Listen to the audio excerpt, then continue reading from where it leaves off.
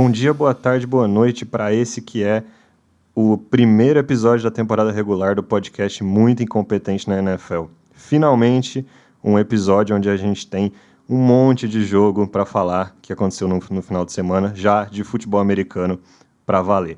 Esse nome do podcast, Muito Incompetente na NFL, é uma brincadeira com um fundinho de verdade e na medida que os episódios vão acontecendo, todo mundo vai entender o porquê. A ideia do nosso podcast é ir além do placar da partida e das estatísticas mais simples, entrando em detalhes de por que as coisas acontecem, da forma que elas acontecem dentro do futebol americano. No episódio de hoje a gente vai entrar no detalhe de 4 jogos, né? Então, a abertura da temporada entre Bills e Rams, o jogo entre Pittsburgh Steelers e Cincinnati Bengals, a partida entre Kansas City Chiefs e Arizona Cardinals e também Las Vegas Raiders e Los Angeles Chargers. Então a gente vai entrar no detalhe dessas 4 partidas, mas obviamente vamos dar um overview rapidinho sobre todas as outras que a gente vai deixar passar hoje. E é isso. Comigo aqui eu tenho 3 amigos participando, então bom dia, boa tarde, boa noite a todos. E aí, Marcos, tudo bem?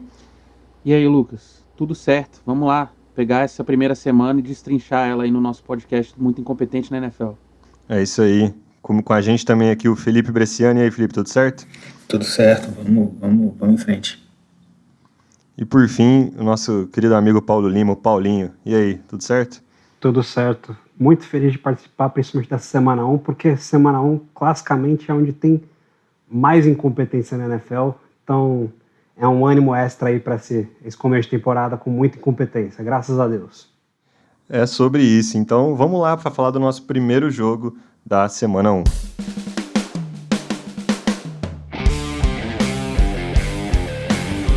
A primeira partida que a gente vai comentar é justamente a abertura da temporada que aconteceu na quinta-feira entre o time de Buffalo Bills e o Los Angeles Rams, partida que acabou com o Buffalo Bills vencendo por 31-10 o time de Los Angeles, um jogo que estava apertado até ir para o intervalo, ele vai para o intervalo 10-10 e depois, no segundo tempo, o time de Buffalo acaba abrindo muito o placar e nenhuma reação do nosso atual campeão Los Angeles Rams. Cara, esse jogo foi decepcionante, né, em alguns níveis, assim, porque não foi um jogo bom, né? Como o Thiago falou nos episódios que antecederam aí, né, nos previews da temporada, Bills e Rams era meio que assim, a aposta do Super Bowl, né? Tipo um Super Bowl antecipado. E partindo, né, desse pressuposto aí, foi bem broxante, na real, né?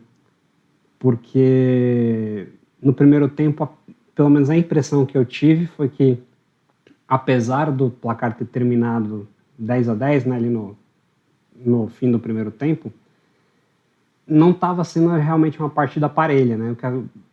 A tônica da partida mesmo foi o que aconteceu no segundo tempo, que os Bills passaram o carro por cima, né? Pelo menos essa foi a impressão que eu tive desde o começo do jogo. Eu concordo com esse seu diagnóstico, Paulo. Eu acho que mesmo esse primeiro tempo que terminou 10-10, terminou 10-10 muito porque a defesa do Rams, com alguns turnovers pontuais, conseguiu impedir que o ataque do Buffalo Bills deslanchasse nesse primeiro tempo. Mas a impressão que dava era que o Buffalo Bills tinha muito mais facilidade para andar o campo inteiro e mover a bola, enquanto que o ataque do Los Angeles Rams, já no primeiro tempo, estava encontrando muitas dificuldades. O que a gente viu no segundo tempo foi justamente a defesa do Rams ceder um pouco para esse ataque do Buffalo Bills, e aí o jogo deixou de ficar parelho. Realmente foi um jogo que, na minha opinião, o Buffalo Bills ele dominou tanto no lado ofensivo, como no segundo tempo também no lado defensivo. A defesa do Bills continuou trazendo muitos problemas ao ataque do Rams, e isso aí se traduziu num placar elástico ao final da partida. Cara, mas assim, quando vocês lembram de um primeiro jogo assim, que o jogo já foi bom? Cara, é difícil, né? Vocês têm essa lembrança? Eu lembro de 2. Quais? O Denver e Baltimore, aqueles 7 touchdowns do Manning, Na verdade, de um time só, né? Então, mas aí foi divertido porque era legal assistir o Peyton Manning Não, mas eu digo jogando, né? assim, Porque o jogo foi bom. primeiro jogo de temporada, abertura da temporada, quais jogos foram bons, assim, de um time? Não precisa nem ser dos dois. Eu lembro desse, que foi um jogo do caralho, o Manning jogou 7 touchdowns, tal, não sei o quê. E um outro jogo do Manning, só que no Colts, que é o pós-Super Bowl, que é um jogo contra o Saints, que foi 43-9, 43 a alguma coisa assim, no ano seguinte. O resto, o primeiro jogo é sempre isso, a galera tá enferrujada, tal, não sei o quê. E de lá pra cá piorou muito, né? Porque com o CBA novo, não tem mais tanto treino. Agora tem um jogo a menos de pré-temporada, o camp é menor, aquela coisa toda. Os técnicos não podem nem mais ter contato com os jogadores na off-season. Então, assim, dentro das expectativas, eu achei o jogo bom. O que eu vi foi um time do Buffalo Bills muito mais pronto do que o Los Angeles Rams. Muito mais pronto do que a maioria dos outros times da liga no final de semana inteiro, tirando aí talvez o Kansas City, mas com algumas deficiências a corrigir ainda, especialmente no ataque, porque o ataque está um pouco unidimensional demais, né? Eles não têm um jogo corrido nem para desaliviar, ou para desaliviar não, essa palavra nem existe, nem para aliviar um pouco o Josh Allen, ou mesmo, sei lá, para fazer um passe curto que seja, porque se a gente pensa o seguinte, por exemplo, o próprio Manning, depois que o Edgerrin James saiu dos Colts, ele nunca mais teve um jogo corrido bom. Mas ele tinha sempre o cara ali para correr 3 jardas e meias e deixar a defesa honesta. O Brady nos Patriots, ele também não tinha um jogo corrido bom, mas ele substituiu isso por aquele jogo de passe curto, de 1, 2 jardas que ia avançando. Os Bills não tem nenhuma coisa nem outra. Assim, os Bills têm 3 running backs e não tem nenhum. Se você juntar lá o Devin Singletary, o Zach Moss e o outro cara que eu esqueci o nome, que é o primo do Dalvin Cook, alguma coisa Cook, eles não dão um running back na NFL, né? Então, assim... O James Cook, ele é calouro, né, cara? Então, assim... mas... Ele teve um snap e teve um fumble. Pois é. Então, acho que é meio... Pô, você parar pra ver o Kareem Hunt, o primeiro snap dele na NFL também foi um Mas se você parar pra pensar... Só que aí o Andy Reid botou ele pra jogar e de novo no jogo ele fez um touchdown. A posição mais automática da transição do college pro profissional é running back.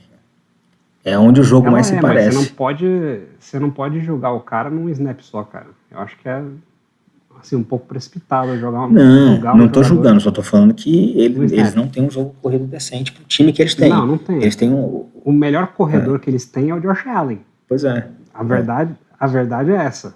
O melhor, assim, o Josh Allen não só é um baita quarterback, como o cara é um tanque, né?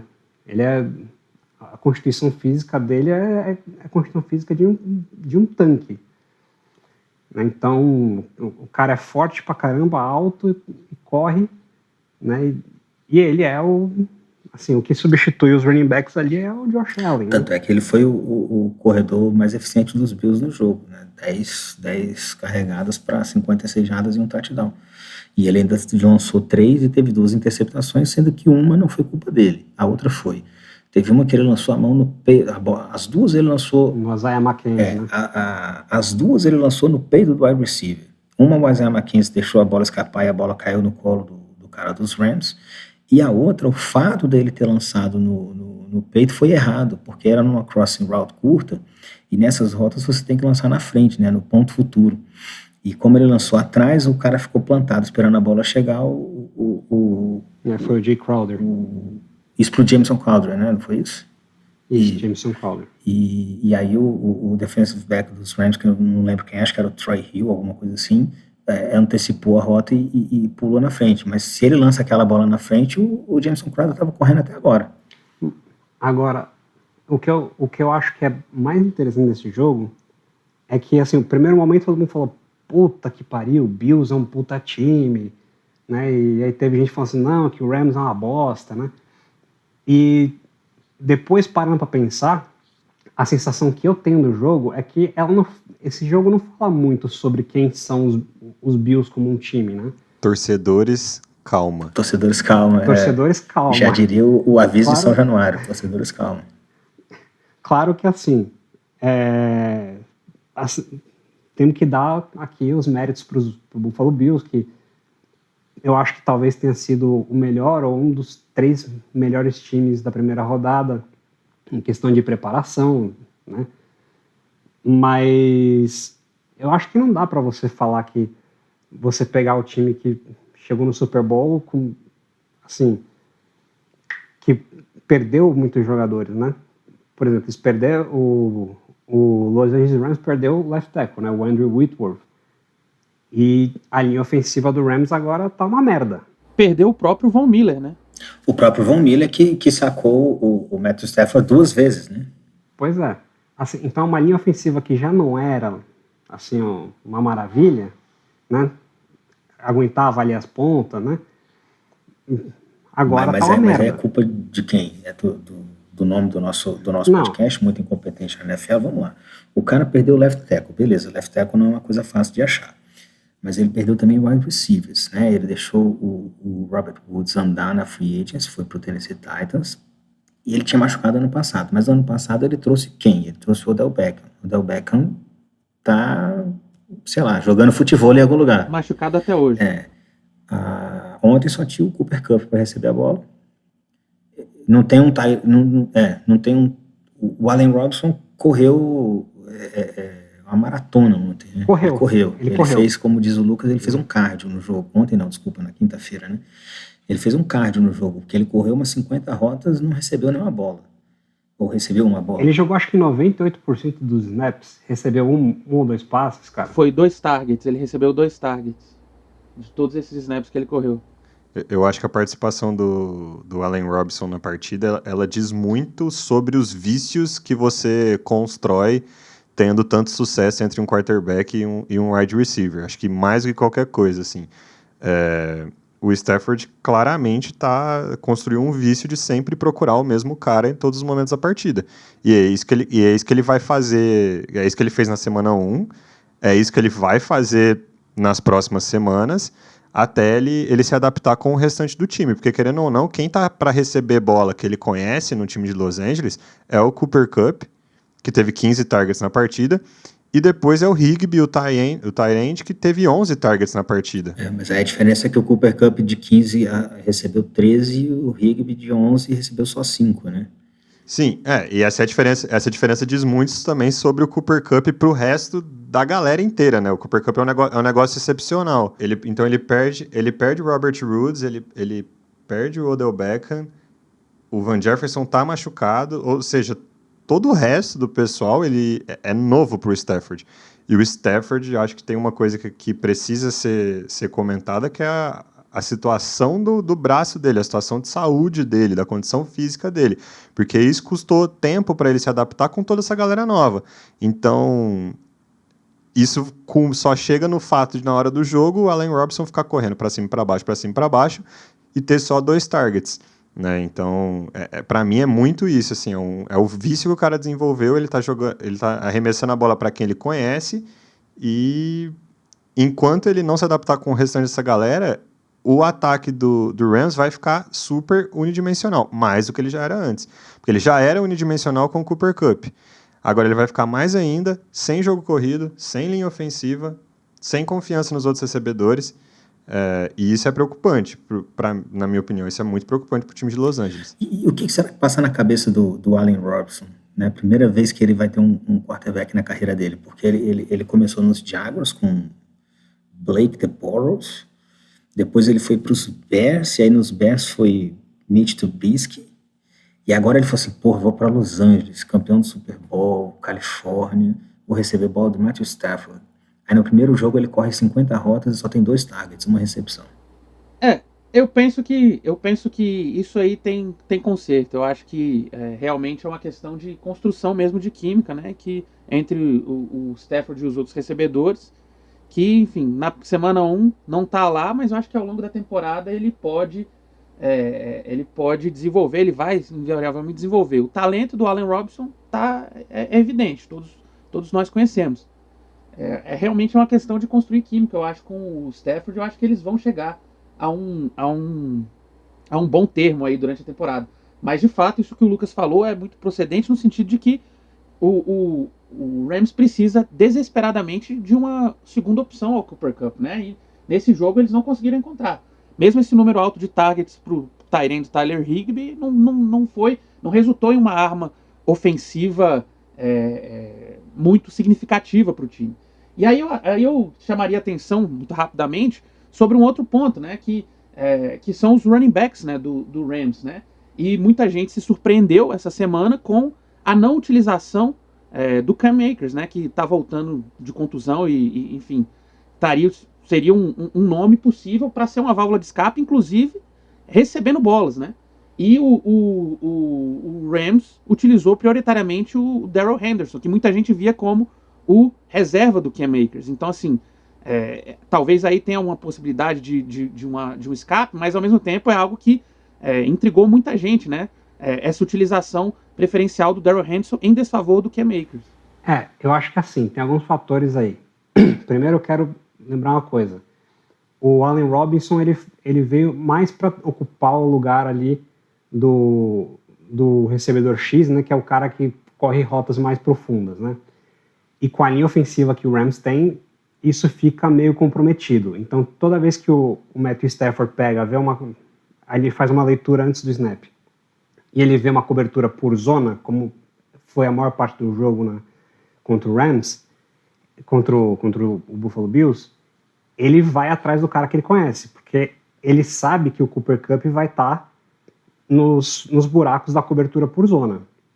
Então eu acho que é normal ele procurar nessa situação o Cooper Kupp. Claro que ele precisa procurar outros caras, né? Agora, com relação ao Cam Akers, né?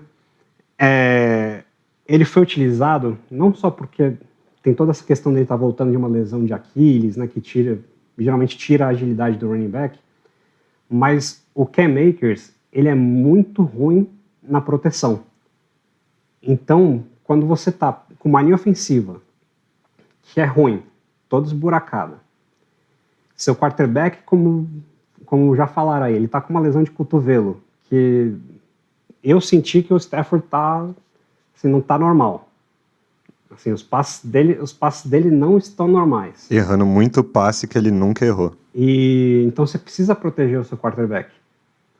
Então por que você vai colocar o Cam Akers para jogar se ele é uma liability, né? Ele pode comprometer o seu ataque. Então eu entendo não utilizar o Cam Akers, né? O que eu acho que o Rams precisa fazer, primeiro de tudo, é consertar essa linha ofensiva. Se não consertar essa linha ofensiva, o ataque vai precisar mudar drasticamente e ser uma coisa mais conservadora, mais pedestre, tipo, passes mais rápidos, né? E o que não é o jogo do Matthew Stafford, né? O Matthew Stafford não ficou conhecido na carreira dele por ser um quarterback mais conservador, né? Ele é um quarterback mais arrojado, que segura mais a bola. Então eu acho que o Rams vai precisar resolver essa charada aí do que fazer com relação à proteção para o passe. Então, com o resultado dessa partida inicial, essa abertura da temporada, o Buffalo Bills está dividindo a liderança da AFC Leste com o Miami Dolphins, e na NFC Oeste, surpreendentemente, a gente tem Rams junto com Cardinals e 49ers com uma derrota e o Seattle Seahawks com uma vitória dentro da NFC Oeste. Certo? E aí os próximos jogos, o Buffalo Bills recebe o Tennessee Titans no Monday Night Football, enquanto no domingo o Rams recebe o Atlanta Falcons como a próxima partida.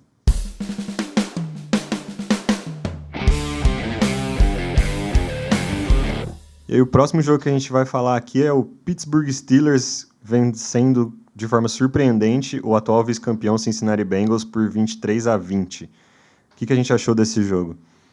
Eu achei um jogo surpreendente de uma determinada ótica, né? Porque eu já esperava uma boa defesa do Pittsburgh Steelers e eu já esperava um ataque muito ruim do Pittsburgh Steelers. As duas coisas se concretizaram, mas eu não esperava que essa combinação pudesse resultar em vitória, né? O que foi a parte surpreendente desse jogo, né? E começar falando aqui desse ataque do Cincinnati Bengals, né, que trouxe muita expectativa, né? Muita gente espera que esse ataque tenha números históricos esse ano, né? Porque você tem muitos alvos muito dinâmicos. Você tem o Joe Burrow, que é um quarterback muito agressivo, né? E esse ataque tinha um problema muito sério antes dessa temporada, né, vindo da temporada passada, que era a linha ofensiva, ou a falta de linha ofensiva. E aí o front office do Cincinnati Bengals foi na off-season, foi atrás, trouxe reforços, e a linha ofensiva continua uma bosta. Apesar disso, eu acho louvável a gente falar aqui do Joe Burrow com o Ja'Marr Chase, que eu não sei vocês, mas toda vez que eu vejo um passe completo do Joe Burrow pro Ja'Marr Chase, meu coração balança, cara. Cara, o Ja'Marr Chase é incrível. Eu não sei o que vocês acham, concordo que talvez tenha aí uns Cooper Kupp e o Justin Jefferson sejam melhores, mas me enche os olhos ver o cara jogar. Eu acho sim, é muito no que o Paulo falou, né? O ataque dos Bengals continua muito explosivo, Ja'Marr Chase, assim, destruindo a secundária do Pittsburgh Steelers. Foram 10 recepções, 129 jardas, 1 touchdown. Joe Mixon correndo bem, recebendo passes bem, né? O Joe Mixon é um running back que participa também do jogo aéreo. E aí o que o Paulo falou, né? O Cincinnati Bengals foi na off-season, trouxe lá o Lyle Collins, right tackle, que estava jogando anteriormente no Dallas Cowboys, trouxe o Alex Capa, right guard, e para enfrentar o TJ Watt, né, que é um dos melhores pass rushers da liga, se não o melhor, pelo menos desses mais novos. E não deu bom, né?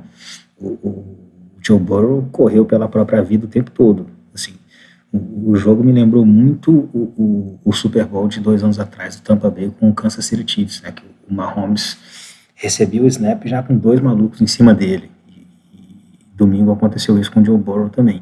Ainda assim, ele colocou o time 2 vezes em posição de vencer o jogo.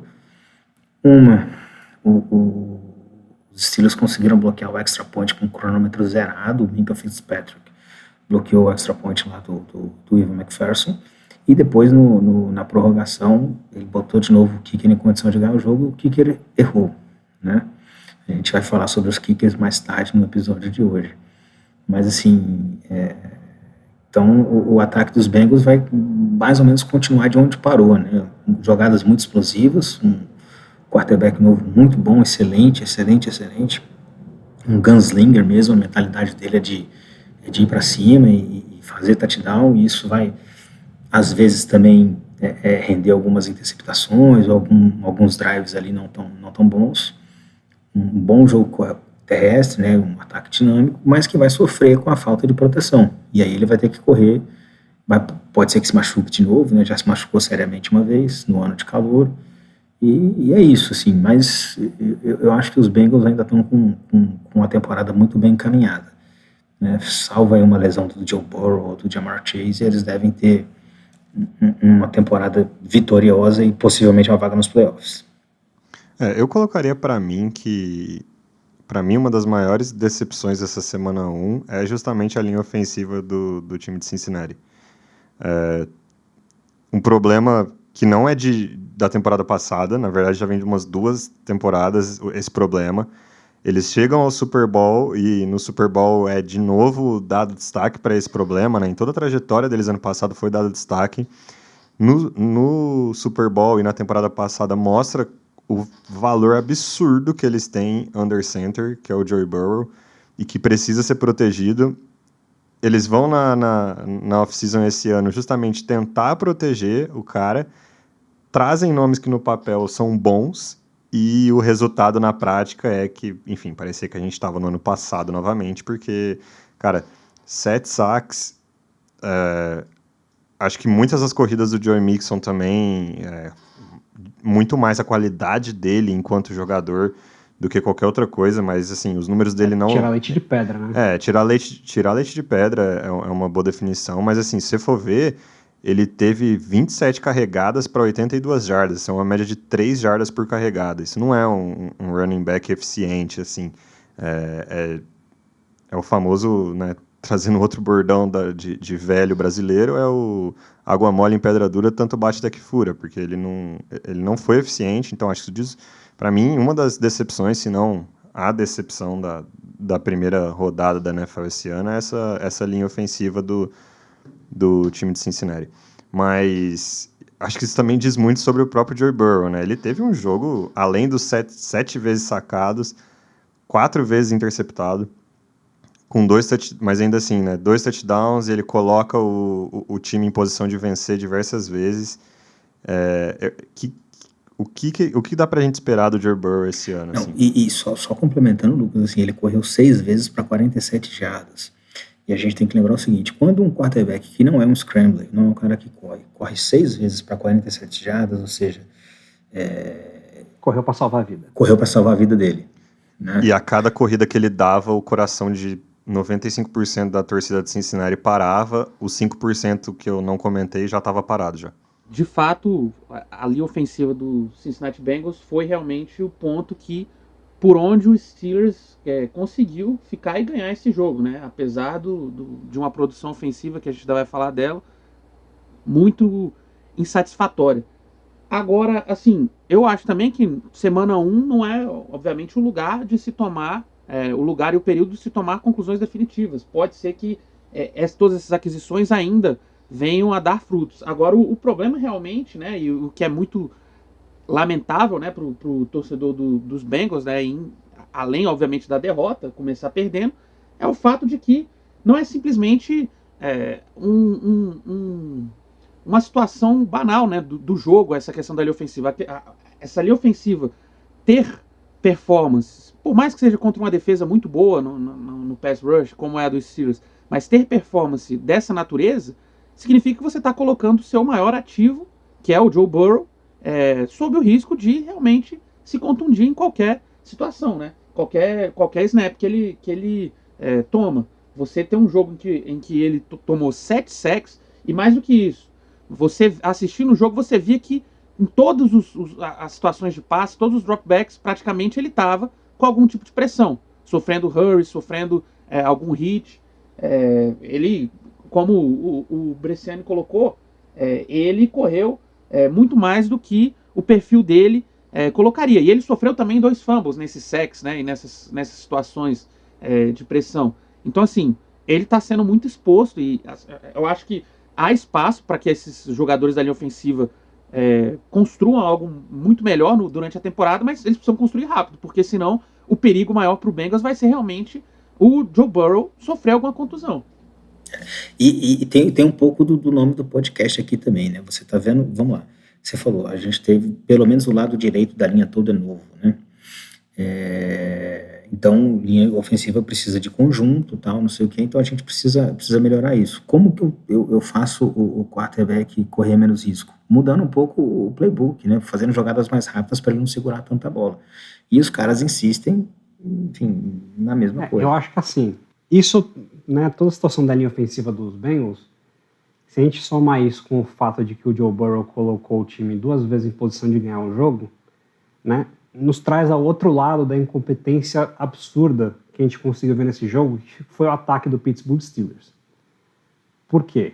Porque a defesa do Pittsburgh Steelers fez 4 interceptações, forçou 2 fumbles, teve bloqueio de field goal, e os filha da puta não conseguiram ganhar o jogo no tempo regular. Entendeu? Isso é de uma incompetência... Mitch Trubisky. Mitch Trubisky. É de uma incompetência, assim...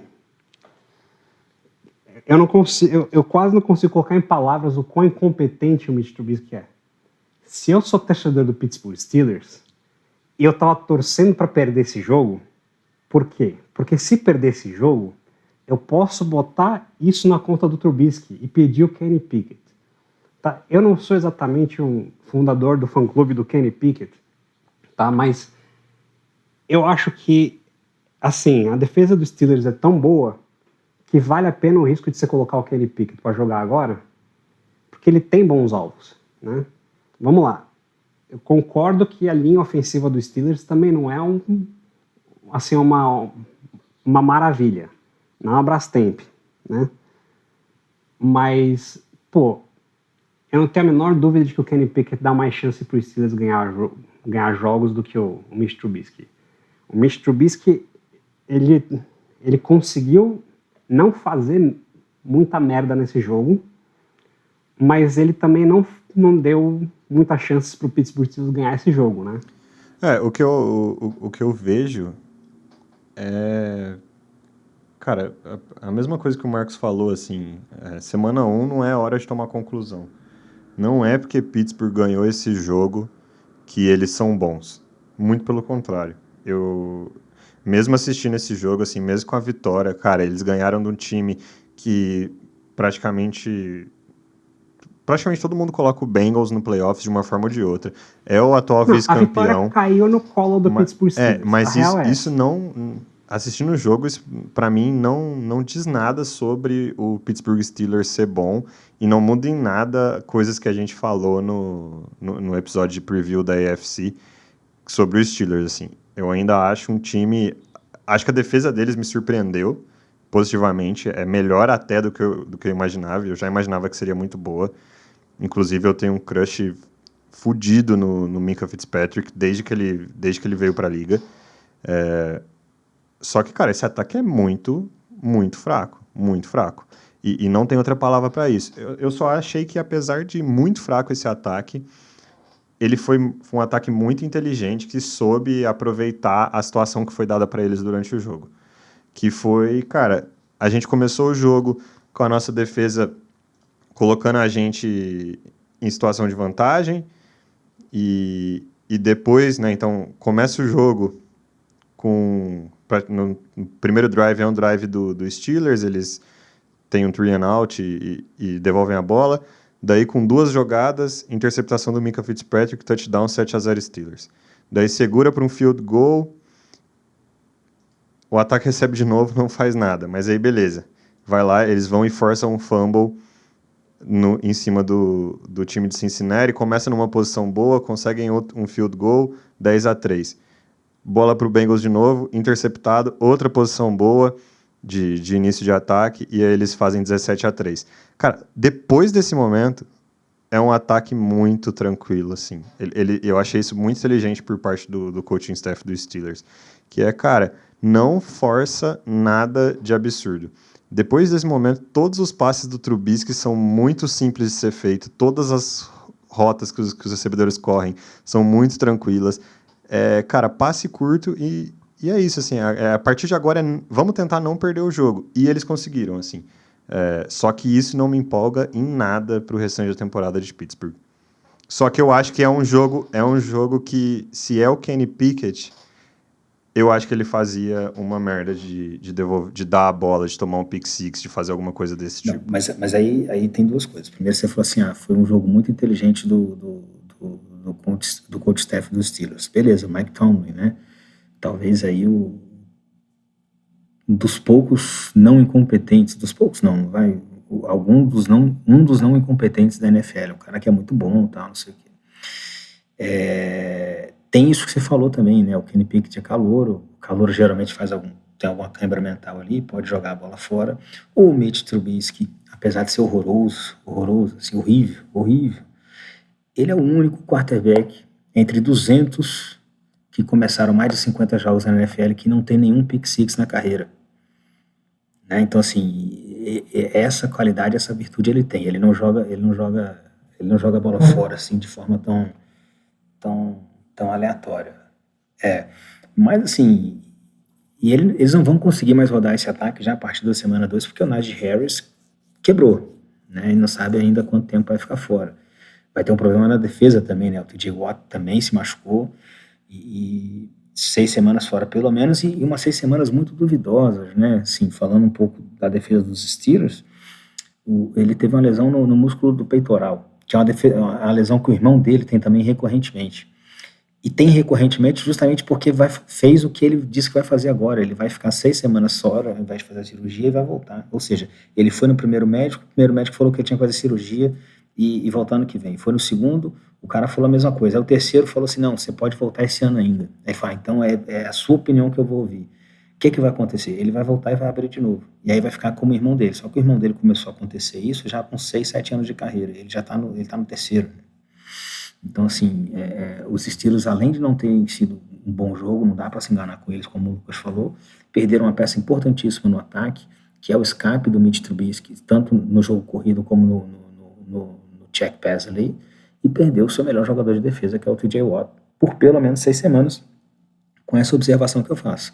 Essas 6 semanas, para mim, vão virar muito mais, porque ele está teimando em querer voltar ainda esse ano e não vai se recuperar direito da lesão séria que sofreu. Eu concordo com essa sua colocação, Felipe. A gente pode até qualificar essa vitória essa vitória dos Steelers como aquela famosa vitória de pirro, né? Que é a vitória que você consegue, às vezes até surpreendentemente, como foi o caso, mas a um custo muito alto, que vai trazer prejuízos aí posteriores que podem não valer a pena, né?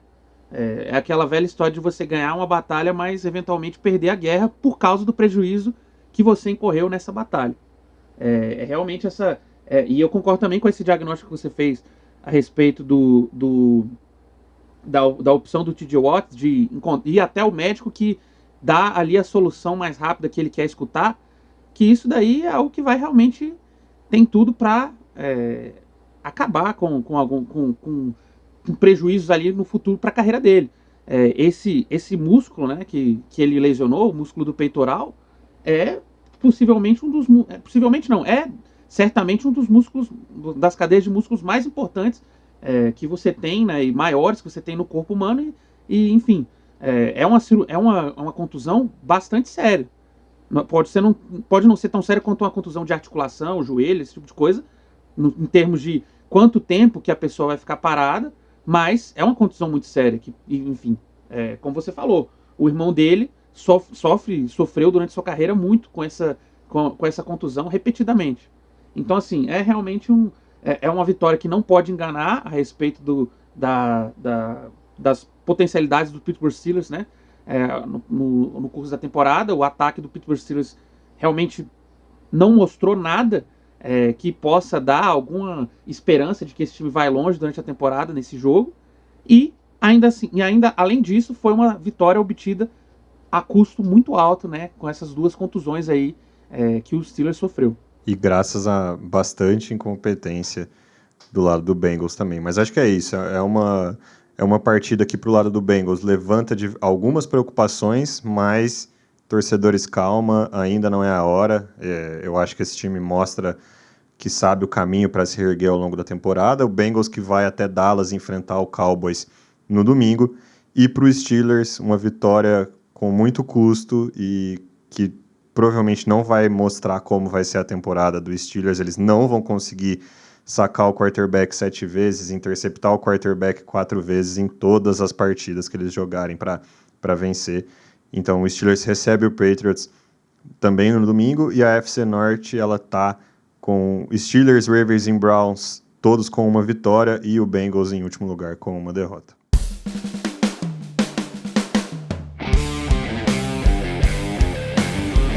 E aí nossa próxima partida no detalhe hoje é o Chiefs, que foi até Arizona jogar contra o Cardinals e ganhou de 44-21, um jogo que o primeiro quarto acaba 14-0, o primeiro tempo acaba 23-7 para Kansas City, e aí logo no terceiro quarto já vira 37-7 em um determinado momento, e, bom, depois disso vira o nosso consagrado garbage time, o momento que todo jogador de fantasy ama e odeia ao mesmo tempo, depende de quem você tem escalado no seu time, mas já virou, depois desse, principalmente 37-7, acabou virando um jogo de teste, principalmente para o ataque de Kansas City. Ataque esse inteiro reformulado, né? Não necessariamente inteiro, mas um ataque que perdeu o principal playmaker, que era o Tyreek Hill, nessa off-season, e eles deram uma reconstruída muito interessante, né? Então, Juju Smith-Schuster como novo recebedor, Valdes-Scantling como novo recebedor, Sky Moore, que veio do draft, além de Travis Kelce, que já estava lá e é um absurdo de jogador, enfim, Pacheco, que fez parte do teste, essencialmente, né? Depois teve seus snaps ali, quando a vaca já tinha deitado para o time de Arizona, enfim, o que a gente acha desse ataque do Chiefs aí e o que eles apresentaram nessa primeira partida da temporada? Eu vou dizer assim, eles têm o melhor quarterback da liga, que é o Patrick Mahomes, né? Seguramente um futuro Hall da Fama. 5 touchdowns, e é o que você falou, né? Eles perdem o Tyreek Hill, que é o principal playmaker, fora o quarterback, o melhor jogador do ataque, que não seja o quarterback, mas eles fazem uma substituição em bloco, né? Acho que eles pensaram mais assim, olha, dificilmente eu vou achar de novo um jogador que me tenha um pacote completo.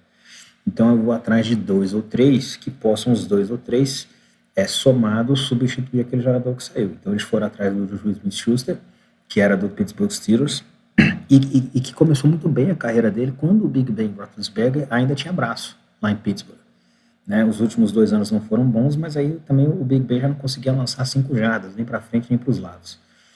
O Valdes-Scantling, que sempre foi um cara de campo aberto lá em Green Bay, alguns problemas de drop, de fumble e tal, mas ele sempre tinha boas recepções longas.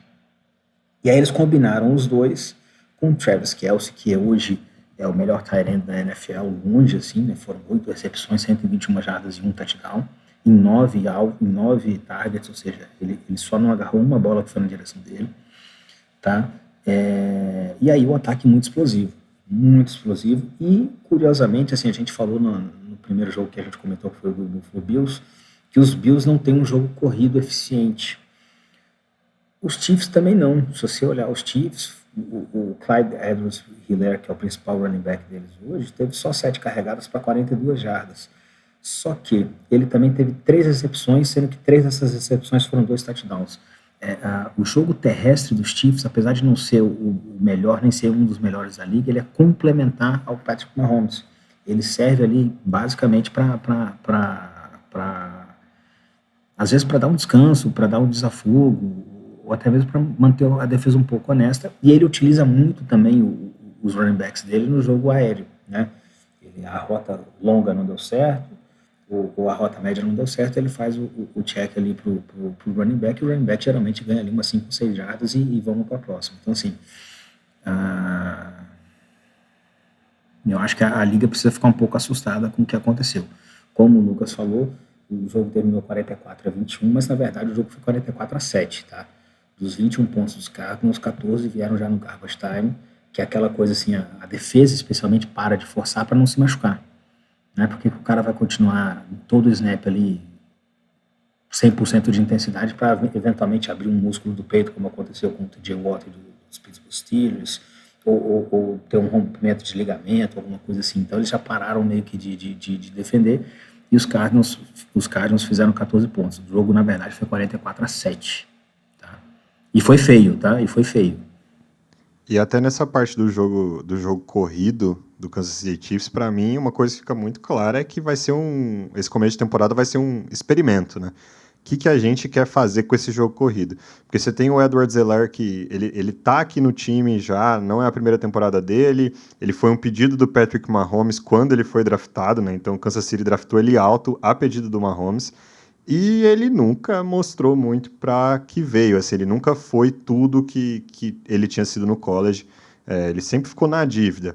Então, mas ele é um cara que você consegue colocar ele em alguns esquemas, montar algumas jogadas boas para ele sabe tirar proveito muito bem disso, de vez em quando.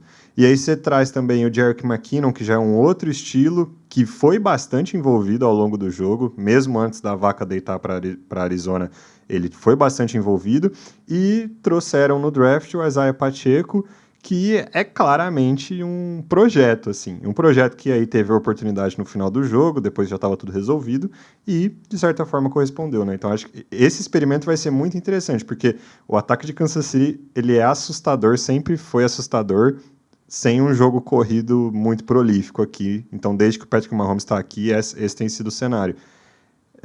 Dependendo de como eles saírem desse experimento, ferrou para o restante da liga. E o running back com o melhor nome da liga, né? Isaiah Pacheco é um nome muito bom. Pachecão. Eu falei no preview da temporada, né, no episódio da AFC, que eu achava que esse ataque ia ser melhor sem o Tyreek Hill. E eu acho que esse jogo não é parâmetro para falar se eu tô certo ou não, não só porque semana 1 a gente não pode cravar nada, porque muda muita coisa nos próximos meses, mas também porque eu acho o time do Arizona Cardinals muito fraco, tá? Pra gente estabelecer qualquer tipo de comparação. Agora, eu não concordo com vocês quando vocês falam que o problema do Chiefs no ataque é o jogo corrido. Até concordo que o jogo corrido ele é complementar, tá? Mas, olha só, os Chiefs no total foram 128 jardas na partida inteira, 4.7 jardas por carregada, tá? O Clyde Edwards-Helaire, 7 carregadas, 42 jardas, quer dizer, 6 por carregada. Ou seja, pode não ter sido um jogo que é assim, a identidade deles, mas é muito eficiente. Quando o Kansas City Chiefs corre com a bola, pelo menos nesse jogo, eles foram muito eficientes. E eu acho que é isso que eles estão realmente procurando. Claro que tem esse elemento experimental que o Lucas falou, mas eu acho que o objetivo do Kansas City Chiefs é justamente isso. A identidade deles já foi estabelecida logo nesse primeiro jogo. Tá? Agora, foi um jogo de um time só. Porque, assim, eu não sei a opinião de vocês, mas eu acho que o time do Arizona Cardinals, ele é desprovido de talento em alguns pontos, apesar de ter outros jogadores ali muito talentosos. Eu acho que tem algumas posições ali que carecem muito de talento. Carece ali de uma vontade de jogar e também carece de treinamento. Não sei se vocês concordam comigo. A minha dúvida é exatamente essa, assim, em cima de Arizona. Falta talento, porque, cara, você tem uns nomes nesse time que são surreais, apesar de, ao mesmo tempo, igual você falou, você tem uns nomes nesse time que não deveriam estar na liga, porque é um roster que me parece desbalanceado, assim. Mas você tem nomes muito bons nesse time. Então eu fico assim, cara, falta talento, ou o time é mal treinado, ou é um pouco dos dois. Porque eles tiveram um ótimo início de temporada no passado, e tem se tornado um hábito, né, do treinador deles. Os times começam bem e depois param. Só que esse ano eles nem a parte de começar bem eles conseguiram, assim. Então, e até no ataque, eu achei, cara, o ataque muito sem ideias, assim. Nada dava certo. E no ataque tem talento comprovado ali até certo ponto, né? Então você tem o Kyler Murray, que ganhou um contrato absurdo, a gente abordou isso no preview da NFC. Um contrato que muito provavelmente ele não merece, mas isso não faz ele um jogador ruim, só não faz ele tão bom quanto o contrato dele dá indícios. Você tem um grupo de recebedores que tem talento, você tem running back, ok, enfim, deveria ser um pouco mais eficiente do que foi, na minha opinião. Sim, o melhor jogador do ataque, para mim, tá fora, que é o DeAndre Hopkins, né? O wide receiver que já foi do Texans e tá lá em Arizona agora, tá suspenso por uso ilegal de substância proibida. O Kyler Murray, assim, ele é extremamente overrated. Ele é um bom jogador tal, mas assim, ele tem habilidade, agora falta vontade, né? Basta lembrar o episódio aí da intertemporada, que esse contrato que o Lucas mencionou, de mais de $200 milhões por 5 anos, tinha uma cláusula originalmente que obrigava ele a ver pelo menos 4 horas de tape durante a semana. Cara, você precisa botar isso no contrato de um jogador profissional de futebol, futebol americano, que vai ganhar 200 milhões, 235 milhões, se não me engano, no contrato. É surreal, assim, é surreal. Não dá, o cara tem que ser obrigado por contrato a ver tape.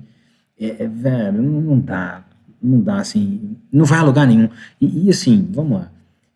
Quem foi o recebedor dos Cardinals que teve mais recepções? Alguém arrisca? Greg Dortch, famoso Who, né? Famoso Who. Quem é esse merda? Aí tá lá o Zach Ertz, que, enfim, já no final de carreira, o James Conner, que saiu dos Steelers, mas também, enfim, é um running back médio. Então, assim, tem um pouco de talento, mas falta alma e falta coaching também, né? O Hollywood Brown, Marquise Brown, foi lá e também não fez muita coisa. Teve 4 recepções, um touchdown, salvo engano, o touchdown dele foi um daqueles que já aconteceu no garbage. Então, assim, os Cardinals vão ficar pelo caminho de novo. Mas, assim, para explicar para o ouvinte, o que eu quero dizer quando eu falo que falta coaching para o Cardinals. Você pega para ver esse jogo, você senta, você vê que o Cardinals no começo do jogo conseguia correr com a bola. Tá? Inclusive, o Cardinals teve a mesma média de jarda por carregada que o Kansas City Chiefs, ou seja, 4.7 é uma marca bem eficiente. O que o Chiefs fez? O que o Arizona Cardinals fez durante o jogo? Passou a bola. Por quê? Porque ficaram atrás do placar, mas ao invés de querer frear o ataque do Kansas City Chiefs e manter o placar baixo, correndo com a bola, deixando o relógio correr, deixando o Mahomes sentado no banco, o que eles resolveram fazer? Vamos lançar a bola. Porque é só isso que eles fazem no ataque. A única coisa que esse ataque do Arizona Cardinals se propõe a fazer é justamente espalhar os recebedores pelo campo, vai ter alguém livre, passe no cara e vai indo de poucas em poucas jardas. O problema é que você fazendo isso, você está se propondo a fazer pontos rápido. E quando você não consegue transformar a posse em ponto, e você está indo contra um time tão eficiente no ataque quanto o Kansas City Chiefs, você está sujeito a levar uma surra. Então eu acho que o problema do Arizona Cardinals é que eles chegaram para jogar um jogo em que eles falaram, tá, a gente vai fazer o nosso e vão apostar que a gente vai ganhar do Kansas City Chiefs. Eles em nenhum momento falaram como é que eu vou fazer para me ajustar para eu ter uma maior chance de ganhar esse jogo. E nessa altura do campeonato, todo mundo devia saber que brincar de pontuação alta contra o Kansas City Chiefs não é a melhor das ideias que você pode ter na liga, né? Não, nem de longe, né? Agora teve um outro fato curioso nesse jogo, foi um safety chutando 2 extra points, né? Não sei se vocês repararam nisso, porque o kicker do Kansas City Chiefs se machucou em determinado momento, até se achou que ele não voltaria mais, porque ele saiu de carrinho lá, a situação estava meio feia. O Justin Reed, que é safety, chutou 2 extra points e acertou 1. Ou seja, ele foi melhor do que a maioria dos kickers titulares no final de semana. Ele já tinha feito isso na pré-temporada. E extra point não é mais na linha de 2 jardas, né? Extra point agora são 35 jardas. Pô, pro cara que é safety. Mas esse fato é até curioso que isso forçou o Kansas City, essa situação do Butker, forçou o Kansas City logo no começo do jogo a ir para uma quarta descida que talvez eles já iriam chutar e garantir os pontos e arriscar. E aí é justamente nessa hora que o Arizona Cardinals não para o time de Kansas City e o placar acaba desandando. Assim. Esse ponto de brincar de pontuação alta com Kansas City, os drives do Arizona Cardinals no começo do jogo, assim, até a hora que a vaca deitou de forma inlevantável, se é que essa palavra existe. Olha que a vaca deitou no kickoff, hein? Não, eles começam com os drives assim, punch e aí touchdown. Beleza, 14-7. Aí o Cardinals vem, os próximos drives deles. Punch, turnover on downs, fim do primeiro tempo, punch. Quando eles recebem a bola de novo, depois dessa sequência horrorosa, já está 37-7 para Kansas City. E assim, é punch com 3 jogadas, punch com 5 jogadas, turnover on downs com 4 jogadas, então é praticamente um 3 and out, punch com 5 jogadas, punch com 3 jogadas. Cara, eles não conseguiram, como o Paulo falou, eles tentaram jogar um jogo de loteria, de pontuação alta, de vamos pro tiroteio com o Kansas City, e eles não tiveram nenhuma eficiência nisso. E a gente tem um nome para esse tipo de time, que é muito incompetente. Kyler Murray é o Lamar Jackson bem piorado, porque ele não tem o coração que o Lamar Jackson tem. Ele não tem a vontade e a gana que o Lamar Jackson tem. É isso. E aí, com isso, para a próxima semana, o Chiefs, já na próxima quinta-feira, vai receber o Los Angeles Chargers, que é o próximo time que a gente fala aqui, o próximo jogo que a gente entra no detalhe, enquanto o Arizona Cardinals vai visitar o Raiders lá em Las Vegas no domingo. Então, o Kansas City Chiefs já começa com uma vitória e 0 derrotas no que é a provavelmente divisão mais complicada da liga, ali, então uma vitória para eles, uma vitória para o Chargers também, e Broncos e Raiders com uma derrota cada um, enquanto o Arizona Cardinals está na NFC Oeste com uma derrota junto com Los Angeles Rams e San Francisco 49ers, ou seja, não é uma situação lá muito boa, porque todo mundo já começa perdendo, embaralhado, mas dá um pouco de esperança para o Arizona Cardinals, porque o único time que venceu nessa divisão é o Seattle Seahawks. E esse é um curioso caso do elefante em cima da árvore. Ninguém sabe o que está fazendo lá em cima, mas vai cair já já.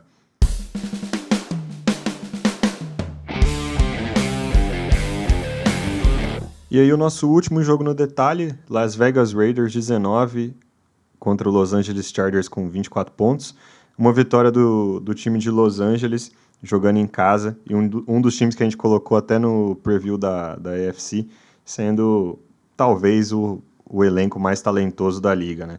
Então, como que a gente viu esse jogo de Los Angeles e essa vitória para iniciar a temporada do time de Los Angeles? Cara, eu acho que o Los Angeles Chargers, né? Porque tem 2 times em Los Angeles.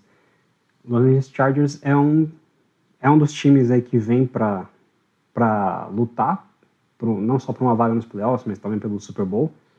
Né? O Justin Herbert é um jogador sensacional, mas eu acho que a gente tem que conversar sobre a falta de suporte, né, que ele tem no ataque. A gente falou muito no preview, né, sobre trazer gente para a linha ofensiva, trazer gente para a defesa, mas falta alvo no time, né? Assim, você tem o Mike Williams, você tem o Keenan Allen, você tem o Austin Ekeler e acabou. Na real é essa. Então eu acho que assim, esse time ainda tem muito a evoluir, tem muito talento, mas ainda tem muito espaço para crescer. E eu acho que a gente tem que pensar o que esse time pode fazer, né? Principalmente agora com a lesão do Keenan Allen, que o torcedor do Chargers torce para ele ficar só um jogo fora, que já é um jogo bem complicado contra o Chiefs, né? Ou seja, é um jogo que pode valer aí o título da divisão, mesmo que sendo aí na semana 2, isso é uma derrota que pode custar lá na frente, né? E então acho que vale a pena a gente ver o que o Chargers pode fazer para não ficar só dependendo de milagre do Justin Herbert. Eu vejo isso, assim, o Keenan Allen, ele é um cara fantástico, já não é de hoje, né? Já faz muito tempo, todo mundo na liga sabe, um corredor de rotas excepcional, um cara que dá um jeito de estar sempre livre ali ao longo do jogo, e ele é uma peça crucial.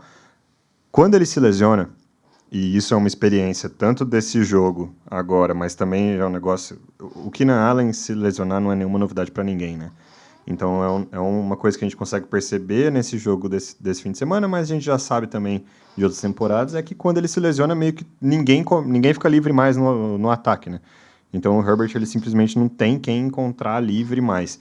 Nesse jogo em específico, teve uma grata surpresa ali mais para o final da partida no DeAndre Carter, que apareceu e recebeu boas bolas, acabou terminando a partida com 3 recepções, 64 jardas e 1 touchdown, e teve seus momentos, assim, mas é um grupo de recebedor que sem o Keenan Allen, que já é garantia que ele não vai jogar na quinta praticamente, né? Ninguém está contando com isso, estão contando com ele voltar talvez na próxima rodada, na semana 3, que já é em outubro, mas é um grupo de recebedor que não empolga, assim, sem o Keenan Allen, né? Então, eu não sei quanto que dá para ter esperanças se o Keenan Allen começar a ficar muito tempo de fora, que o Justin Herbert vai resolver tudo sozinho. Até porque o jogo corrido não empolgou, né, nessa primeira partida.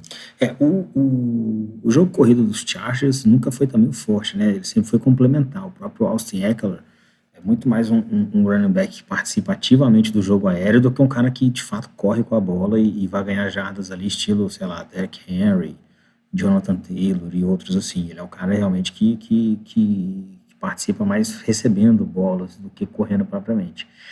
Agora, eu acho que os Chargers vão precisar dar uma mexida no roster aí e achar gente na free agency, né? Sei lá, o Odell Beckham tá livre aí na hora que tiver curado da lesão, algum outro alvo pro Justin Herbert, porque assim, ele é muito bom. Ele é facilmente hoje um dos 5 melhores quarterbacks da liga. Bota ali o Patrick Mahomes, ele, o Joe Burrow e o Josh Allen. São, acho que os 4 melhores hoje, né? Não me ocorre mais nenhum na cabeça assim para botar no top 5, mas assim, esse top 4 são eles. Agora, ele vai precisar de alvo, né? Porque, vamos lá, Keenan Allen. Atrás do Keenan Allen tem o Joshua Palmer e o DeAndre Carter. Tem o Mike Williams. Tem o Mike Williams, mas o Mike Williams é aquele eterno... Esse ano vai, né? Ele teve uma puta temporada ano passado, mas aquele negócio que não é sustentável, digamos assim, né? Não, vamos lá, Paulo. Eu não sei se ele teve uma puta temporada. Ele teve alguns jogos muito bons em que ele explodiu, e isso, na média, acabou fazendo uma média boa. Porque se você olhar o recorte dos 17 jogos, foi assim, tipo, 8 jogos estourando e 9 jogos sumidos, sabe? Não, ele não é consistente, mas é um jogador que pode matar um jogo, entendeu? Mas é aquele negócio, ele não é o cara, ele não é um DeAndre Hopkins, entendeu? É isso que eu tô falando.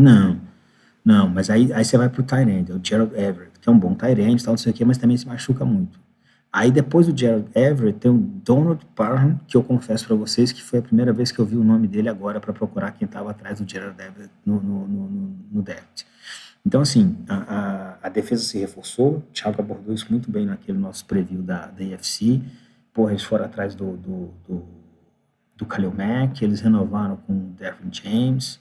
Eles têm aí, talvez, o melhor duo de pass rushers da NFL hoje, que é o Joey Bosa e o Khalil Mack. Foi atrás do J.C. Jackson também, para cornerback, que não J.C. jogou Jackson, no primeiro jogo. Corner, isso.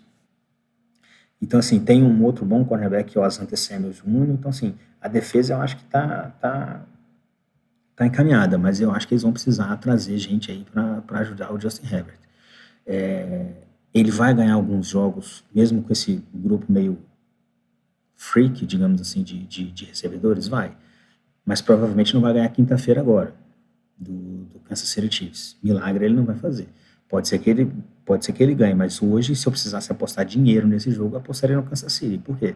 Porque o Justin Herbert vai pegar o Kansas City sem ninguém para ele passar a bola. Ou no máximo com alguns nomes que não são consistentes. Então, assim, ele vai ganhar de times mais fracos, mesmo sem bons recebedores, mas na hora do vamos ver ele vai precisar de gente. Então, assim, como a história da carreira do Keenan Allen é isso, né? Ele se machuca sempre, e o que é uma pena, porque ele é um dos grandes wide receivers da liga, corredor de rota. Acho que pouca gente corre rotas e tem mãos tão seguras quanto ele na liga. As rotas dele são muito limpas mesmo. Tá? Ele não é o cara mais rápido, ele não é o cara mais alto, ele talvez não seja nem o cara mais forte, mas ele está sempre livre e a bola sempre gruda na mão dele. Só que ele se machuca muito. Né? E aí, enfim, o Philip Rivers sofreu com isso lá, agora o Justin Herbert está sofrendo, porque depois que ele cai, beleza, é o que o Lucas falou. Eu não sei se foi o Paulo, desculpa. Depois que o Keenan Allen sai, os jogadores não ficam mais livres, né? Porque quando o Keenan Allen está no jogo, tem 2 ou 3 em cima dele. 2 sempre tem, às vezes tem 3. E aí você abre espaço para o running back, que é o Austin Ekeler, receber bolas. Você abre espaço para o Mike Williams receber bolas, para o próprio Gerald Everett. A gente não vai ter isso pelo próximo jogo, pelo menos talvez 2. E sei lá quanto mais, porque depois ele volta e se machuca de novo. Né? Então, assim, os Chargers fizeram o dever de casa na defesa, especialmente porque eles jogam na divisão do Mahomes, né? Então eles trouxeram o pass rusher, eles trouxeram reforço para a secundária, só que no ataque eles ainda estão dependendo muito do brilhantismo do Justin Herbert. Eles precisam ter mais gente aí, e tem alguns nomes no mercado ainda, né? Assim, eles podem tentar se reforçar, podem tentar eventualmente trocar com algum time que esteja em rebuild, alguma coisa assim, para ver se dá um pouco mais de apoio para ele. Eu acho que assim, esse jogo, a gente falou bastante aqui do Justin Herbert e tal, mas ele não foi tal, assim, para mim já era esperado que ele trouxesse aí um jogo muito bom, mas eu acho que um outro ponto muito interessante do jogo foi ver o Davante Adams sem o Aaron Rodgers, né? E, curiosamente, o Davante Adams brilhando numa rodada sem o Aaron Rodgers, uma rodada em que o Aaron Rodgers não brilhou sem ele, né? E, ao mesmo tempo que o Davante Adams teve um jogo maravilhoso, tem um lance que deve ter passado no feed de todo mundo que segue alguém aí no Instagram, no Twitter, de NFL, deve ter visto a rota que ele correu para cima do Asante Samuel Jr., que aquilo ali foi abuso de menor, cara. Foi uma coisa absurda aquilo lá. Mas, apesar do jogo maravilhoso dele, esse jogo do Las Vegas Raiders me deixou meio cabreiro com como vai ser esse ataque. Por quê? porque o Josh McDaniels, ele sempre tem ataques que são muito precisos, eles têm muito ritmo, e eles têm como um dos objetivos principais não fazer merda, não entregar a bola para o adversário. E você viu isso muito tempo com o Tom Brady, e você viu isso também uma temporada só, mas você viu isso com o Mac Jones. E aí você traz o Derek Carr, que é um bom quarterback, mas ele tem os momentos em que ele apaga e ele sai do jogo. E aí ele entrega a bola para o adversário, né? Faz jogadas arriscadas completamente de uma forma desnecessária. Você tem aí algumas jogadas em que ele tenta fazer um passe, assim, primeira para 10, teve uma interceptação dele que foi primeira para 10, o time atrás no placar no terceiro quarto, e ele lança a bola, se não me engano, pro próprio Davante Adams em cobertura dupla. Cara, você tá numa primeira para 10, sabe? Vai devagar, avança, você não precisa forçar a bola no Davante Adams. Né? E isso foi uma coisa que se repetiu durante uma enorme parte do jogo. Né? Foi bola no Davante Adams quase que o tempo inteiro. E ele esqueceu que existia ali o Darren Waller e que existia o Hunter Renfrow. Né? E isso trouxe muitos problemas para o Raiders. Sem contar que a linha ofensiva é tenebrosa, cara. É terrível. E apesar disso, o Josh Jacobs, que eu pessoalmente não gosto muito de Josh Jacobs como jogador, mas eu tenho que falar que o cara jogou bem, apesar da linha ofensiva ser péssima. E o Derek Carr, ele teve ali, já no segundo tempo da partida, 2 drives seguidos entregando a bola para o time de Los Angeles e por um milagre, assim, a coisa não desandou de vez ali, né? Ainda assim, o Las Vegas Raiders conseguiu ficar no jogo, que é justamente esse lance que você falou, uma primeira para 10, eles acabaram de entrar no campo do Los Angeles Chargers, ele monta uma bomba pro Davante Adams, ele é interceptado na linha de 2. Daí eles conseguem forçar um 3-and-out do time de Los Angeles, pega a bola de novo, eles correm com o Josh Jacobs, e aí eles estão ainda praticamente na metade do campo, né, na linha de 48 do campo deles, ele faz um passe para o Hunter Renfrow, que é interceptado, e aí bola de novo para a mão do Chargers. Aqui ele precisava de um desses 2 drives ter algum sucesso, e o time de Las Vegas voltava para o jogo. Nesse momento estava 13-24. E aí ele conseguiu não ter sucesso em nenhum desses 2, e aí a gente entra numa situação que é muito difícil, né? Porque a gente falou no preview da AFC, a gente falou hoje de novo, esse time de Los Angeles, ele tem muito talento, especialmente na defesa. O Davante Adams teve um jogo absurdo, mas quando precisou, o time de Los Angeles foi lá e a defesa foi lá e fechou o jogo, cozinhou a partida até ela chegar no final, né? Então, 17-3, indo para o intervalo. Rapidamente, ali na volta do intervalo, viram 24-10, e dali para frente a tônica do jogo é a defesa do Chargers, não deixando nada acontecer, tudo na paz, tudo tranquilo, e eles segurando o jogo para garantir a vitória para o time. E o placar foi enganoso, né? Assim, 24-19 parece que foi um jogo apertado, e como você acabou de falar, não foi, né? O jogo mais ou menos que meio que se decidiu ali no terceiro quarto. No último quarto, a defesa dos Chargers parou o Las Vegas Raiders o tempo todo, teve lá um touchdown, mas o ataque também acabou perdendo aí um field goal, um dos kickers que perderam o field goal nesse final de semana. Agora, assim, só pensando no que os Chargers poderiam fazer, que é o que a gente está falando há pouco, para dar um pouco mais de armas aí pro Justin Herbert. Estava olhando quem está disponível no mercado hoje. E o Fuller, não sei se vocês lembram dele, ele foi objeto de uma conversa nossa aqui no primeiro episódio do podcast. Pode ser a profecia se concretizando, né? O líder de touchdowns da temporada recebendo do Justin Herbert. T.Y. Hilton, Cole Beasley, Albert Wilson, Odell Beckham. O Will Fuller ser um excelente reforço para o departamento médico, né, dos Chargers, né? Faria uma baita de uma companhia ao Keenan Allen lá. O jogo não foi tão apertado quanto o placar indica, mas essa ineficiência ofensiva do Los Angeles Chargers, principalmente no segundo tempo, deu uma vida desnecessária para o time de Las Vegas. Então eles podiam ter matado o jogo com muito mais tranquilidade. Só que eles voltam no segundo tempo, beleza. O primeiro drive deles é um touchdown, e aí depois punch, 3 and out, recebem a bola depois, punch, 3 and out, depois eles, isso já na quarta posse deles no segundo tempo, a terceira dessa sequência, eles conseguem avançar só 18 jardas e erram o field goal. Depois eles recebem de novo com um 3 and out punch. Então, assim, são 4 ataques no momento que o Las Vegas Raiders ainda está vivo, 4 drives ofensivos que são péssimos. O time não cria nada. E isso é justamente aqui também nesse momento que o Keenan Allen acaba saindo da partida, né? Então, e isso, contra um time um pouco mais competente, um quarterback, um Derek Carr, que ele não é interceptado em 2 drives seguidos, isso acaba com a partida do Chargers. E a gente tá falando do Chargers derrotado na primeira semana da temporada. Ele vai ter que cuidar melhor da bola, né?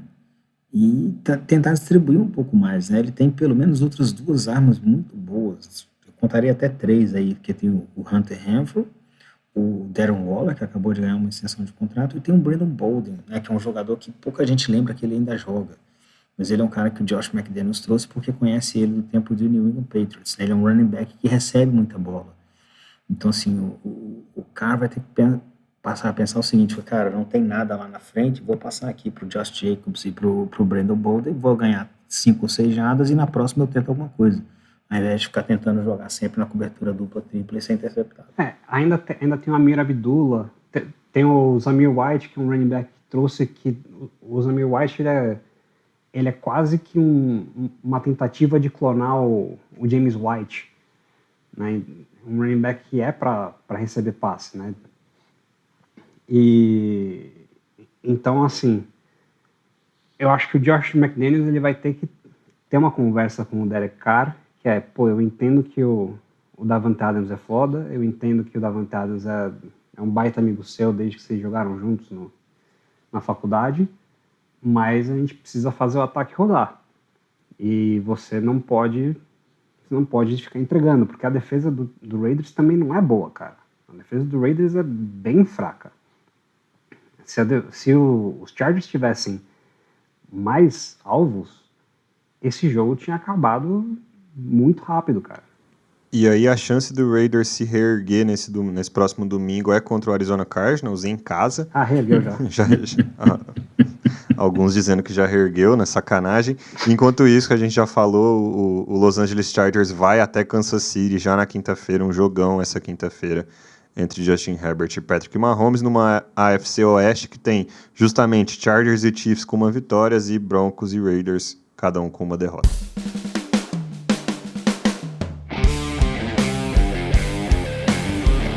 Então aqui só abordando os outros 12 jogos da rodada, né? Então um jogo rápido, começando com Eagles 38, Lions 35. Esse jogo foi bem surpreendente, porque eu esperava honestamente que o Lions não tivesse tanto poder ofensivo para chegar perto de quase chegar ali de bater de frente com o Eagles, né? O Goff conseguiu alguns lances interessantes ali com o DJ Shark, né? Os Lions pecaram porque eles abandonaram a corrida muito rápido, né? A linha ofensiva dos Lions foi muito eficiente no jogo corrido, mas eles acabaram abandonando. E eles pecaram bastante na questão de tackling, né? Perderam muitos tackles, né? O que realmente ajudou muito os Eagles, porque os Eagles têm muitos jogadores com muito talento com a bola na mão. Mas o maior destaque é que, para mim, quando eu olho para esse ataque dos Eagles, e eu vejo o time dos Eagles, no geral, como talvez o melhor elenco da liga, é que é um ataque extremamente simples. O ataque dos Eagles, ele se a primeira leitura do Jalen Hurts não está disponível e tem alguma pressão em cima dele, ele sai correndo, e como a linha ofensiva é boa pra caramba, tem espaço para ele correr. Então esse time vai correr com a bola pra caramba durante a temporada inteira. E pro torcedor do Lions, fica a esperança porque o time mostrou uma garra e mostrou talento. Só vai faltar aí o Jared Goff crescer um pouquinho, o que eu acho bem difícil de acontecer, para eles conseguirem realmente competir por uma vaguinha nos playoffs. Mais um jogo apertado que o Lions perde. Outra partida que a gente teve foi Saints 27 contra Falcons 26, então vitória do time de Nova Orleans. O jogo começou com os Saints tendo muita dificuldade para avançar no campo.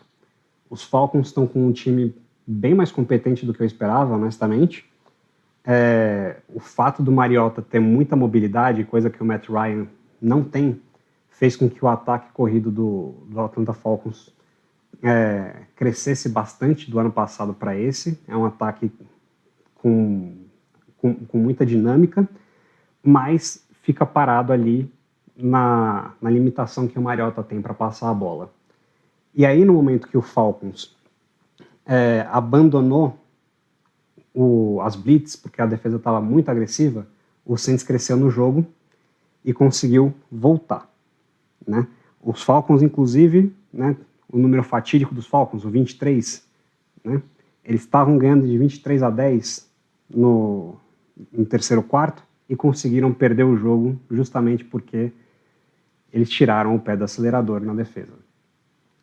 Destaque da partida para mim é o Jameis Winston, que tudo bem, não jogou tão bem assim durante a partida inteira, mas ali no quarto período o cara fez acontecer, fez chover e os Saints saíram com a vitória.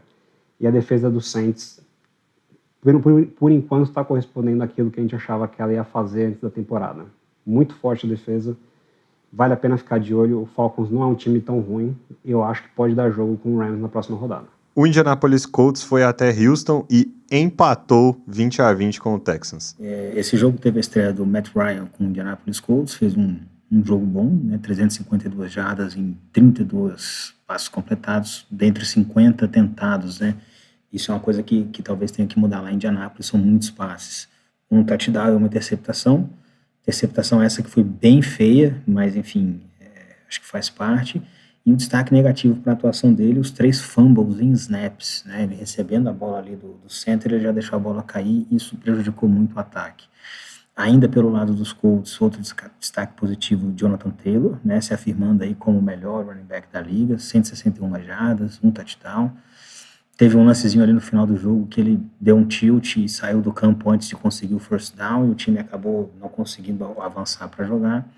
E do lado dos Texans, assim, os Texans é um time muito fraco, que fez uma off-season boa, um draft bom e jogou bem, jogou de forma digna, assim, muito, muito no teto dele, né?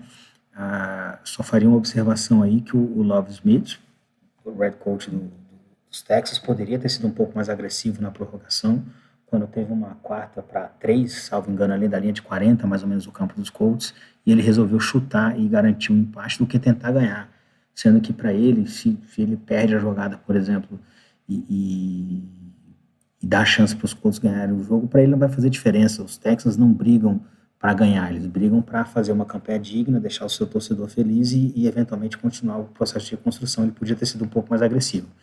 E, por fim, assim, uma nota negativa para os brasileiros, né? O Colts tinha um kicker aí que é meio brasileiro, meio americano, o Rodrigo Blankenship, que foi dispensado porque um jogo pavoroso, né? Dois chutes de kickoff direto para fora no final do jogo, um no final do jogo, outro na prorrogação, que deram boas posições de campo para os Texans, e ele desperdiçou o chute da vitória na prorrogação, um chute que de 42 jardas, que num estádio coberto deveria ser automático para um kicker profissional, e aí acabou a paciência, ele foi cortado já hoje à tarde, e os Colts já devem ter um novo kicker na semana que vem. Outra partida que a gente teve foi o Baltimore visitando o Jets, vencendo por 24-9, vitória do Ravens. Mesmo esse jogo, mesmo fora de casa, o Baltimore Ravens ele fez valer, né, o seu favoritismo, né? E, por assim dizer, ele fez o seu dever de casa, conseguindo uma vitória relativamente tranquila contra um time do New York Jets, de quem não se espera muita coisa na temporada. Eu destacaria aí a atuação do Lamar Jackson, né, que deixou aquele seu impasse contratual com o front office do Ravens fora de campo e teve uma partida muito eficiente, né, no jogo aéreo, mesmo não tendo produzido tanto correndo com a bola, né, como ele geralmente faz.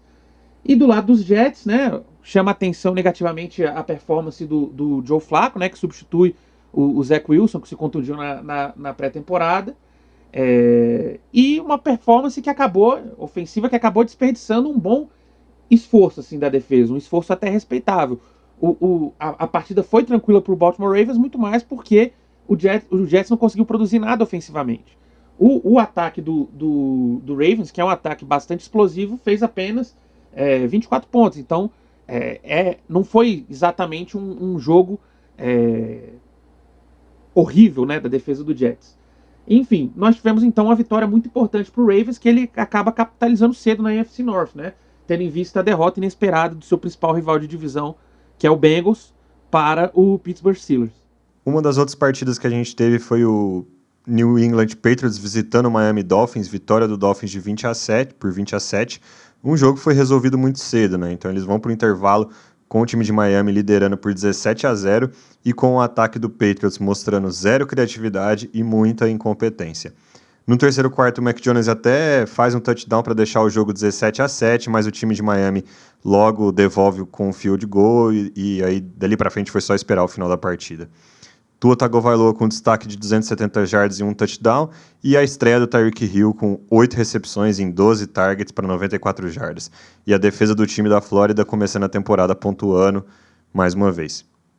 Uma outra partida que a gente teve no domingo foi Jaguars 22-28 contra o Washington Commanders. Esse jogo foi o clássico jogo de Carson Wentz.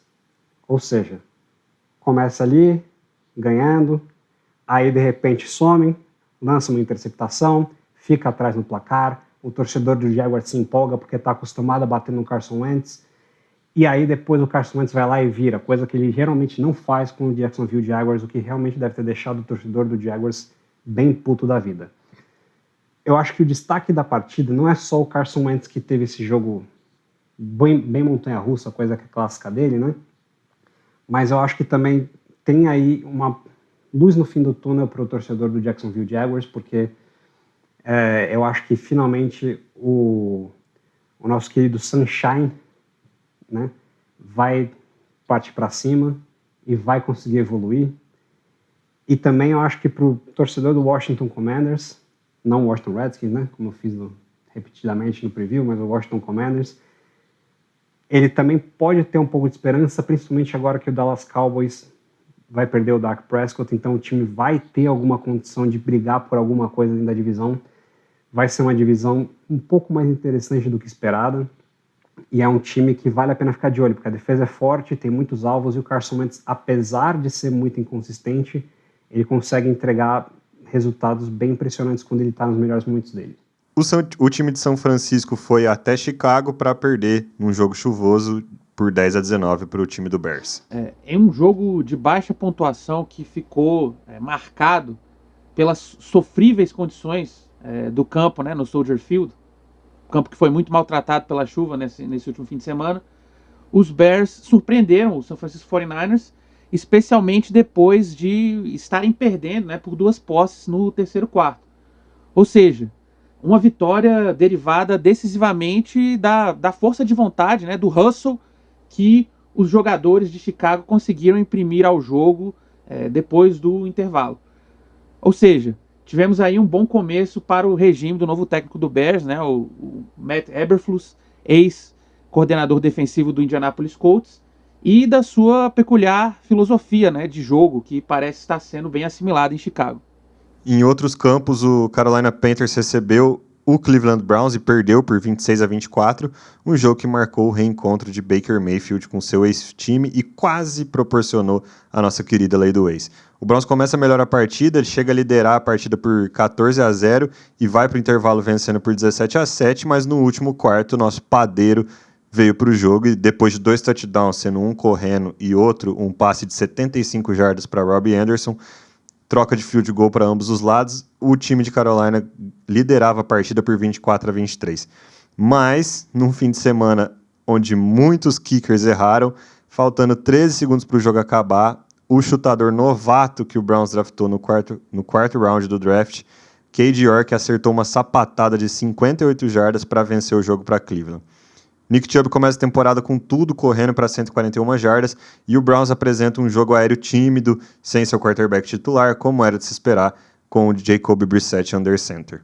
O time de Tennessee Titans recebeu o New York Giants e perdeu por 20-21, vitória de New York. Esse jogo tem 3 destaques, né, 2 positivos pelo lado do New York Giants e um negativo quase que geral para o Tennessee Titans.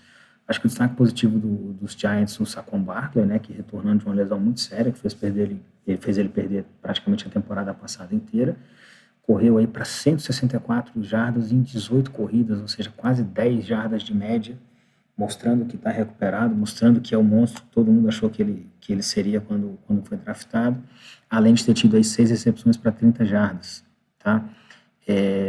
Pelo lado do time dos Titans, assim, o ataque até funcionou razoavelmente bem, só que o Derrick Henry teve apenas 82 jardas em 21 corridas, menos de 4 jardas por corrida. E quando o jogo corrido não encaixa, especialmente com o Derrick Henry, o ataque não produz tanto. Ele rodou bem, o Ryan Tannehill teve ali 2 touchdowns, não teve nenhum turnover, mas ele não conseguiu ser suficiente para ganhar do New York Giants. E o outro destaque positivo, aí ao contrário do Love Smith no jogo anterior, o técnico dos Giants, Brian Daboll, teve, faltando 1 minuto para acabar o jogo, a chance de empatar o jogo chutando um extra point, e ele resolveu chamar uma conversão de 2 pontos para tentar ganhar. É aquela coisa, eu estou jogando na casa do adversário, um dos favoritos da Conferência Americana, o meu time não briga a sério por campeonato esse ano, eu preciso dar moral para o time, dar moral para a fanbase e vamos tentar ganhar o jogo. E ele tentou ganhar o jogo e ele ganhou o jogo, porque ele converteu para 2 pontos, ele podia ter chutado e ido para a prorrogação, ele resolveu ganhar o jogo ali mesmo e arriscou uma conversão de 2 pontos e acabou ganhando aí o jogo por 21-20. E outra partida que a gente teve foi o clássico entre Packers e Vikings, vitória por 23-7 do time de Minnesota. Aqui nessa partida a gente teve uma partida muito importante no âmbito da disputa, né, da divisão, e capitaneada aí por uma atuação de gala, especialmente no primeiro tempo, daquele que, na minha opinião, desponta esse ano para ser o melhor wide receiver da NFL, que é o Justin Jefferson. O Vikings conseguiu retirar uma vitória muito importante. Eu achei que nesse jogo o Vikings realmente dominou o Green Bay Packers e teve uma atuação muito importante. Eu destacaria o time do Vikings nessa primeira semana como um dos times que melhor jogou, né, na NFL, melhor trouxe um plano de jogo bem executado e sem muitos erros, né, que a gente viu até erros de execução em special teams e ao longo da liga toda. O Vikings veio com um plano de jogo bem formulado para enfrentar o Packers, conseguiu executar e conseguiu uma vitória muito importante. Do lado do Packers, eu destacaria um ataque, né, que não conseguiu encontrar soluções para a ausência, por exemplo, de um Davante Adams, né? Por vezes a gente pôde ver ali o Aaron Rodgers frustrado ali com as novas armas que ele está recebendo e com as quais ele ainda não conseguiu estabelecer uma boa química de jogo. Um outro ponto importante nisso é que mas o principal wide receiver que tinha restado, né, nesse ataque do Packers, que é o Allen Lazard, também não pôde jogar por conta de uma contusão recente, né? Então, um mau começo aí para o Packers, mas o Packers ainda vai tentar, né, nas mãos aí do MVP da temporada passada, Aaron Rodgers, voltar, né, nessa divisão. Vai que saiu realmente na frente nessa divisão, realmente uma vitória muito importante no âmbito dessa disputa pela divisão. E no Sunday Night Football a gente teve o Tampa Bay Buccaneers vencendo por 19-3 o Dallas Cowboys num jogo que foi sonolento para fechar o fim de semana. Foi pro intervalo o placar em 12-3, sendo uma festa de field goals, né? Então 4 field goals para Tampa Bay e 1 para Dallas, enquanto o ataque do Cowboys simplesmente não andava, o ataque do Buccaneers fazia tudo certo até chegar na hora de fazer touchdown. Eles simplesmente não conseguiam entrar na endzone. No segundo tempo isso finalmente aconteceu, né? Então o time de Tampa Bay finalmente fez um touchdown com o Mike Evans recebendo um passe do eterno Tom Brady, vindo para mais uma temporada. Mas acho que o destaque dessa partida definitivamente foi a saída do Dak Prescott do jogo lesionado e vai ficar um bom tempo fora nessa temporada. E no Sunday Night Football, o Denver Broncos foi até Seattle enfrentar o Seattle Seahawks no retorno de Russell Wilson à costa oeste e perdeu por 16-17. Esse talvez o mais surpreendente resultado da rodada, né? O time dos Broncos, eles gastaram muito capital para trazer o Russell Wilson dos próprios Seattle Seahawks, né? Foram 2 escolhas de primeira rodada, 2 escolhas de segunda rodada, 1 escolha de quinta rodada e 3 jogadores. O Seattle Seahawks tem um dos piores rosters da liga, na minha opinião, um time que deve brigar aí pelas últimas posições e melhores escolhas de draft no ano que vem, e mesmo assim os Seahawks ganharam o jogo. Esse jogo, ele teve muitos momentos muito incompetentes na NFL, né? O Denver Broncos, o ataque do Denver Broncos perdeu 2 vezes a bola na linha de 1 jarda, porque seus running backs sofreram fumble, ou seja, eles estavam na linha de 1 jarda para marcar o touchdown, sofreram fumble, faltando menos de 1 jarda para entrar na end zone. Em posses consecutivas, é bom dizer isso, né? Foram posses de bola consecutivas.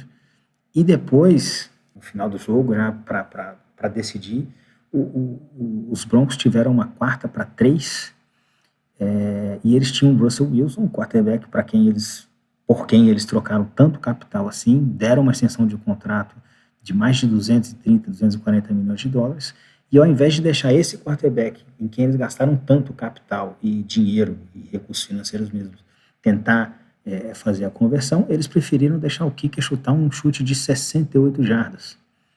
Ou seja, é muita incompetência. O head coach dos Broncos, o Nathaniel Hackett, eu acho que ele teve um tilt ali, uma cãibra mental, né? E esse foi o primeiro episódio aqui da temporada regular da NFL, do podcast Muito Incompetente na NFL. Esse é o nosso episódio sobre a semana 1. Você consegue encontrar a gente em praticamente todas as plataformas para ouvir esse e todos os episódios que a gente já fez e os próximos que a gente vai fazer. E é nóis. Segue a gente lá e vão comentando, vão avaliando. Enfim, a gente quer muito saber a opinião de todo mundo. E a gente se vê na próxima semana com os jogos da semana 2. Tchau, tchau. É isso aí, meus amigos.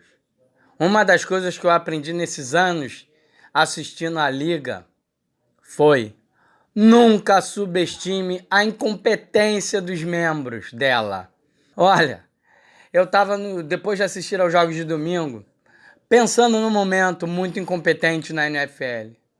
Mas como eu disse, nunca se surpreenda, nunca se subestime. No Monday Night Football, quando eu estava já quase decidido, me acontece Nathaniel Hackett, head coach do Denver Broncos.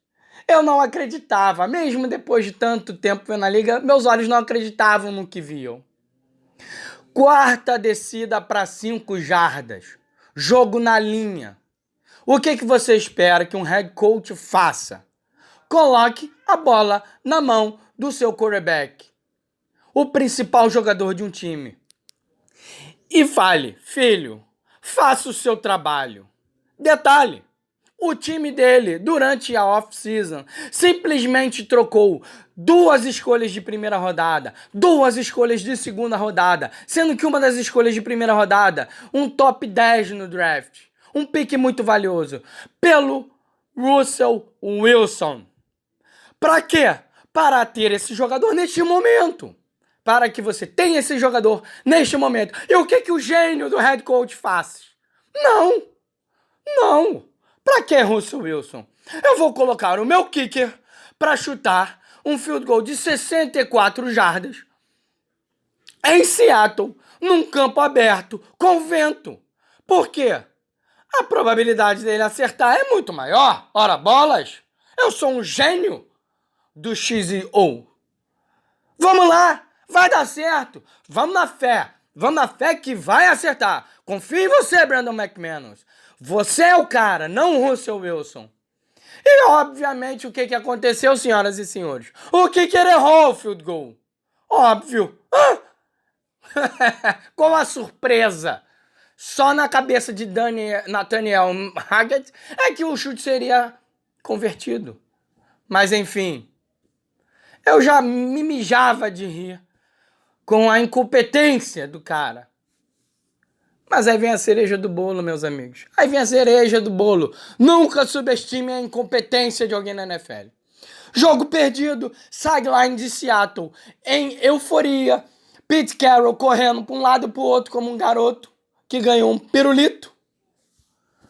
O cara ainda me resolve gastar os timeouts dele na formação da vitória do time, na joelhada do time de Seattle. Pra quê, caramba? Pra quê, meu Deus? Pra passar vergonha na TV? Pra TV dar um close em você? Argumentando com a zebra. Eu quero usar os meus timeouts, eu tenho, eu faço questão de usar. E a zebra, mais experiente do que ele na função, provavelmente falando, meu filho, no pé do ouvido não passa vergonha na TV, é jogo de prime time, tá os Estados Unidos inteiro, o mundo inteiro assistindo. Não vai te adiantar nada. Mas eu quero! E ele lá dentro do campo, na sideline, e pediu os 2 timeouts. Pra quê? Pra nada! Eu ria, mas olha, eu ria com a incompetência do cara, que acordei a minha filha. Gente, aquilo ali foi uma coisa surreal. Não à toa foi o comentário pós-jogos. Olha, mas vamos dar crédito ao cara, porque era a primeira vez dele como head coach. Quem aqui nunca foi nervoso no primeiro dia de trabalho, né? Ficou apavorado. Eu olhava a cara dele, apavorado, os olhinhos arregalados, perdido, quase chamando a mãe. Mas enfim, ao mesmo tempo, vamos seguir a carreira do nosso amigo Nathaniel Hackett, que parece promissora. A carreira do garoto parece promissora para o nosso querido quadro.